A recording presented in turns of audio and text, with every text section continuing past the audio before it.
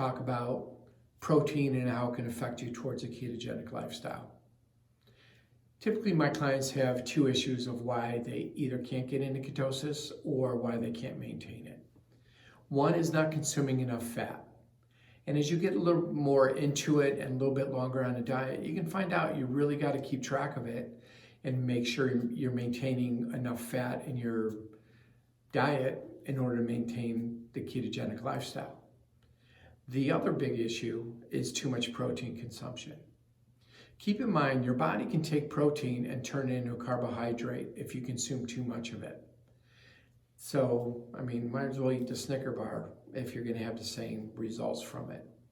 So, you need to make sure you keep track of your macros on a daily basis.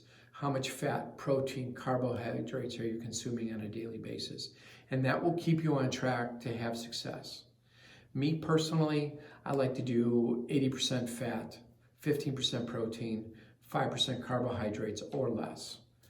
I don't really try and maintain that amount of carbohydrates. Just depends on what I'm eating that day or how I'm feeling. For a lot of people starting out, and what I usually suggest to kind of get more success with the process is 75% fat, 20% protein, 5% carbohydrates.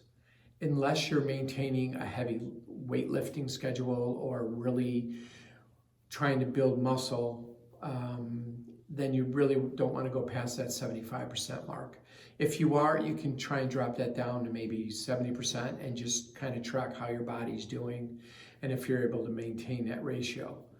But for most of us, consuming that much protein, getting over 25%, is going to turn issues. I've had clients call up and say, hey, I'm eating really well, I'm doing this, I'm not eating any carbs, but I can't get in ketosis. Well, what's your macros? Well, 50% fat, 50% protein. That's your issue. You got to be very leery of the amount of protein you're eating. That doesn't mean cut it out. You need at least that 20-25% of protein just for good health. So don't cut that down and think it's going to help you be any more beneficial. Just be careful of consuming too much. The only way to do that is make sure you track what you're eating. Now, I've been doing this for almost 5 years now, so I don't track every day, but I know the amount of food that I'm doing and I eat the same type of foods, so I kind of know where my macros are and don't see the issue. When you're first starting out, it's very important to make sure you're keeping track of what you're eating. That will educate you.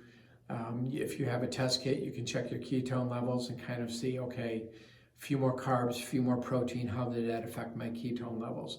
And you can bounce off of yourself. Since everybody's different, you got to kind of find out your own thing. But if you're a client of mine, that's something we can also work on and get that down so you can get the diet that you're comfortable with, enjoy eating, but still having a ketone success. So, thank you.